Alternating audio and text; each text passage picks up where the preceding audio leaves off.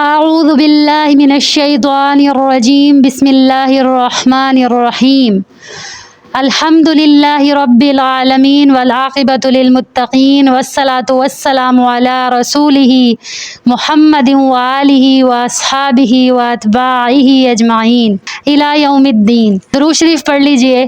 اللہم صلی علی محمد وعلی آل محمد کما صلیت علی ابراہیم وعلی آل ابراہیم انک حمید مجید۔ اللہم بارک علی محمد وعلی آل محمد کما بارکت علی ابراہیم وعلی آل ابراہیم انک حمید مجید۔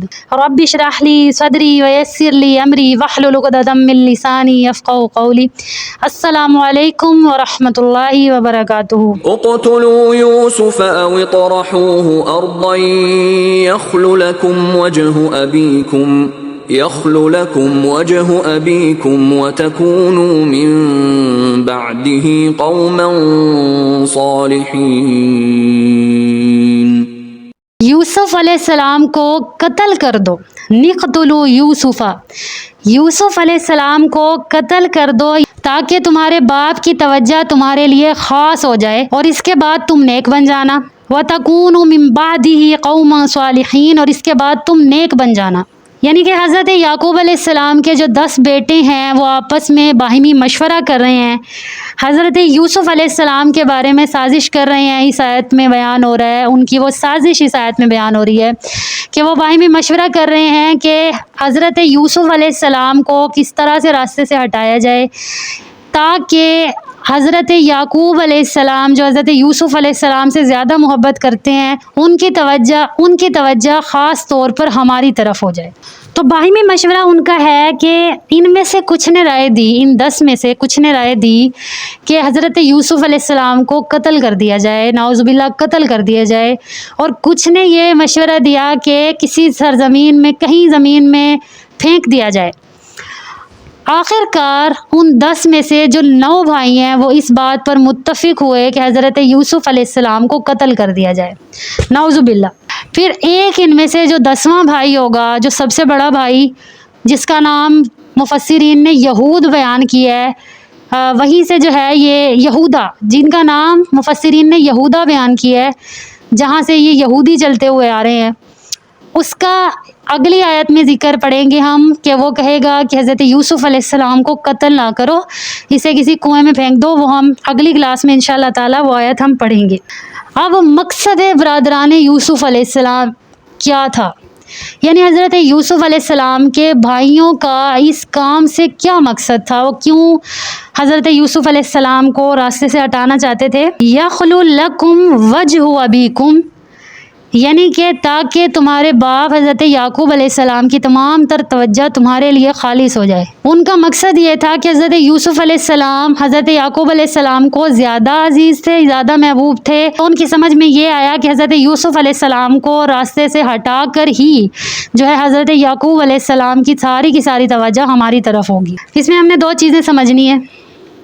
ایک تو ہم نے اس میں سمجھنا ہے حسد کو، کہ حسد کیا بیماری ہے۔ دوسرا اس آیت سے شیطان کی ایک اسٹریٹجی ہمیں سمجھ آتی ہے۔ سب سے پہلے تو ہم نے دیکھنا ہے حسد۔ یہ حسد نا دل کی بیماریوں میں سے ایک بیماری ہے۔ دل کی بیماری تو جو جسمانی بیماریاں ہوتی ہیں ان کا ہم سنتے ہیں، کسی کو نعوذ باللہ ہارٹ اٹیک ہو جاتا ہے، یا کوئی بھی بیماریاں، 100 طرح کی بیماریاں ہیں۔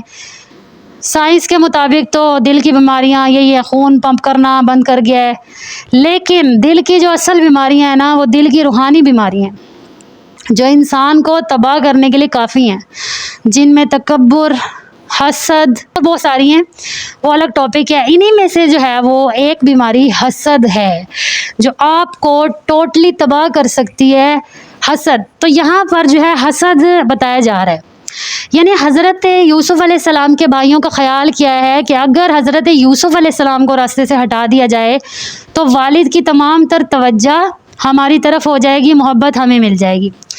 جو حاسد ہوتا ہے نا، حاسد، اس کا یہی ذہن ہوتا ہے، اس کی مینٹیلٹی یہی ہوتی ہے۔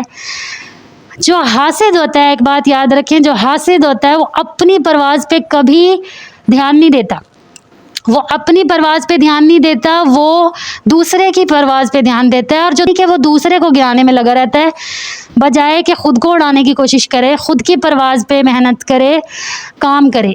تو خود پر کام کرنے کی بجائے دوسروں کو گرانے میں لگا رہتا ہے، دوسروں کو ویسے ہی نہیں گرا پاتا، اور خود جو ہے وہ الٹیمیٹلی خود پر کام نہیں کرتا، تو آخر کار جو ہے خود کو تباہ کر لیتا ہے۔ تو حسد جو ہے یہی ہے کہ ہم یہ سوچتے ہیں کہ اگر ہمیں کامیاب ہونا ہے تو اس فلاں کو ہٹانا پڑے گا۔ یہ سب سے بڑی بیوقوفی ہے، سب سے بڑا بیوقوف انسان وہ ہے جو یہ سمجھے کہ میری کامیابی میں فلاں فلاں فلاں فلاں شخص جو ہے وہ رکاوٹ ہے۔ نہیں، آپ کی کامیابی میں کوئی رکاوٹ نہیں ہے، کوئی انسان رکاوٹ نہیں ہو سکتا۔ آپ کی کامیابی میں بہت ساری مشکلات آپ کو فیس کرنی پڑ سکتی ہیں، لیکن آپ کبھی بھی کامیاب نہیں ہو سکتے راستے سے ہٹانے سے۔ یعنی کہ اپنی پرواز پہ انسان کو دھیان دینا چاہیے، دوسرے کی پرواز پہ نہیں۔ اب حضرت یعقوب علیہ السلام کے ان 10 بیٹوں نے یہ سوچا کہ حضرت یوسف علیہ السلام سے زیادہ محبت کی جا رہی ہے، تو حضرت یوسف علیہ السلام کو جب ہٹا دیا جائے گا تو حضرت یعقوب علیہ السلام ہم سے محبت کرنے لگ جائیں گے۔ یعنی انہوں نے اپنے کردار پہ کام کرنے کی بجائے اپنے کردار پہ، اپنے اخلاق پہ، یعنی اپنے والد کی فرمانبرداری کرنے لگ جائیں، اپنے والد کے ساتھ محبت بڑھائیں، اپنے والد کے ساتھ تعلق بڑھانے کی بجائے حضرت یوسف علیہ السلام کو سائڈ کرنے کا جو ہے وہ سوچا۔ حالانکہ حضرت یوسف علیہ السلام کو سائڈ ہٹانے کے بعد بھی کوئی خاص فائدہ نہیں ہوا، ٹھیک ہے، کیونکہ کام تو وہی ہوتے ہیں انسان کے۔ اگر وہ اپنے کردار پہ کام کرتے، یعنی کہ اپنے اخلاق پہ، اپنے والد کے ساتھ اپنے تعلق پہ کام کرتے تو زیادہ فائدہ ہوتا۔ لیکن حاسد کی یہی وجہ ہوتی ہے کہ وہ خود کی پرواز پہ دھیان دینے کی بجائے دوسروں کو گرانے میں لگتا ہے۔ اور اکثر آپ نے دیکھا ہوگا جہاں ریس لگ رہی ہوتی ہے، جو ریس لگ رہی ہوتی ہے، دوڑ ہوتی ہے، دوڑ میں جو بھاگنے والے ہوتے ہیں نا، ان میں ہر طرح کا بندہ ہوتا ہے۔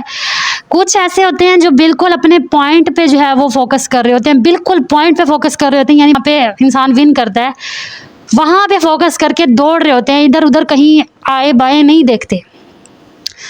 تو بندہ مومن ایسا ہی ہوتا ہے، وہ اپنے پوائنٹ پہ جو ہے، اپنا جو ون پوائنٹ ہوتا ہے نا، اس کے اوپر فوکس رکھتا ہے۔ وہ دائیں بائیں نہیں دیکھتا کہ کون کہاں جا رہا ہے، کون کیسے جا رہا ہے، وہ خود جو ہے اپنا فوکس رکھتا ہے۔ جو حاسدین ہوتے ہیں نا، دوڑ میں اکثر حاسدین آپ کو ملتے ہیں، وہ بجائے ون پوائنٹ کو فوکس کرنے کے دوسروں کو ٹانگیں اڑا اڑا کے گرانے کی کوشش میں ہوتے ہیں۔ وہ بھاگ رہے ہوتے ہیں سائیڈ میں، جو بندہ آگے جاتا ہے جلدی سے وہاں پہنچ کے ٹانگ مار کے اس کو گرا دیتے ہیں۔ یہ ہوتا ہے حسد۔ تو اللہ تعالیٰ ہمیں حسد کی بیماری سے بچائے، کیونکہ حسد کی بیماری سے ہم خود کو تباہ کر لیتے ہیں۔ ایٹ دی اینڈ ہمارے پاس کچھ بھی نہیں بچتا۔ جو پرواز کرنے والا تھا، جس کو ہم گرانا چاہ رہے تھے، ٹانگ اڑا کر گرانا چاہ رہے تھے، وہ تو اللہ کی مدد سے الٹیمیٹلی کامیاب ہو جائے گا، کیونکہ وہ فوکس کیے ہوئے ہے، اپنے ون پوائنٹ پہ فوکس کیے ہوئے ہے، اس لیے وہ کامیاب ہو جائے گا۔ لیکن اگر ہم حسد کرتے رہیں گے تو ہم جل جائیں گے، کیونکہ ہم نے اپنی پرواز پہ تو کبھی دھیان نہیں دیا، اور نہ ہی ہم نے ون پوائنٹ کو فوکس کیا، تو ہم تو گر جائیں گے۔ تو یہی بات ہے۔ تو اللہ تعالیٰ ہمیں حسد سے محفوظ رکھے، اللہ تعالیٰ ہمیں حاسدوں سے بھی محفوظ رکھے، آمین۔ دوسرا جو سبق اس میں ہے آیت کی اینڈ میں، یعنی کہ جو آخری حصہ ہے آیت کا، تَكُونُوا مِن بَعْدِهِ قَوْمًا صَالِحِينَ، اور اس کے بعد تم نیک ہو جانا۔ یعنی انہوں نے آپس میں باہمی مشورہ یہ کیا کہ ہم یہ کر لیتے ہیں، ایک دفعہ حضرت یوسف علیہ السلام کو ہٹا دیتے ہیں، اس کے بعد پھر نیک ہو جائیں گے۔ تو یہ شیطان کی بڑی اسٹریٹجی اللہ تعالیٰ نے اس واقعے میں ہمیں بتائی ہے۔ اب آپ یہ بات تو یاد رکھیں، مفسرین کہتے ہیں کہ جب وہ باہمی مشورہ کر رہے تھے، جب انہوں نے یہ بات کی کہ بعد میں نیک ہو جائیں گے، اس کا مطلب ہے کہ ان کا ضمیر انہیں بار بار ملامت کر رہا تھا کہ یہ کیا کر رہے ہو، بھائی کو قتل کرو گے، بھائی کو دور پھینکو گے، بیچارہ چھوٹا ہے، بہت سارے خیالات آ رہے ہوں گے۔ تو ملامت کر رہا تھا، ضمیر چیخ رہا تھا، ٹھیک ہے۔ تو ہم بھی اللہ معاف کرے ایسے ہی کرتے ہیں، جب کوئی گناہ کرنے کی باری آتی ہے، نفس کو خوش کرنے کی باری آتی ہے، جب نفس انسان کا تنگ کرتا ہے، یہ ضمیر ہمیں بار بار، اگر ہماری آنکھوں سے ہم غلط کام کر رہے ہیں تو ہماری آنکھیں چیخ رہی ہوتی ہیں کہ نہ دیکھو۔ ہم زبان سے غلط کام کر رہے ہوتے ہیں، ہم جو بھی غلط کام کر رہے ہوتے ہیں نا، ہمارے دل میں وہ چیز کھٹکتی ہے، یعنی کہ برائی وہ ہے جو تیرے دل میں کھٹکے۔ تو ضمیر کی آواز ہوتی ہے، تو ضمیر ملامت کرتا ہے، نفس لوامہ ہمارے اندر موجود ہے۔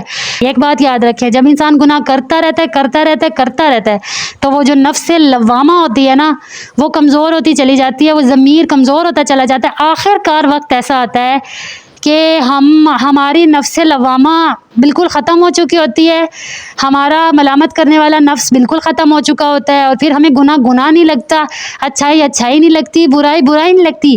پھر ہم پتہ کیا کہتے ہیں، پھر ہم کہتے ہیں پھر کیا۔ اکثر کسی کو کہا جائے نا کہ یہ غلط ہے تو کہتے ہیں پھر کیا۔ یہ جو پھر کیا ہوتا ہے نا، بندہ اگلا چپ ہی ہو جاتا ہے کہ کیا کہوں اس کو۔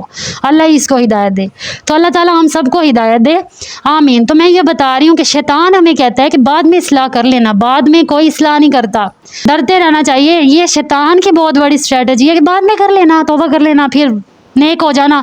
اور یہ کہ اکثر ہمیں نوجوانی میں شیطان یہ کہتا ہے کہ تم نہ ابھی گناہ کر لو، کوئی نہیں، تمہاری زندگی ختم نہیں ہوئی جا رہی، تم ابھی گناہ کر لو، بڑھاپے میں جا کے کر لینا، نمازیں بڑھاپے میں پڑھ لینا، روزے بڑھاپے میں رکھ لینا، اور بڑھاپے میں اللہ اللہ کر لینا، تسبیح کر لینا، بس ٹھیک ہے، جنت مل جائے گی تمہیں۔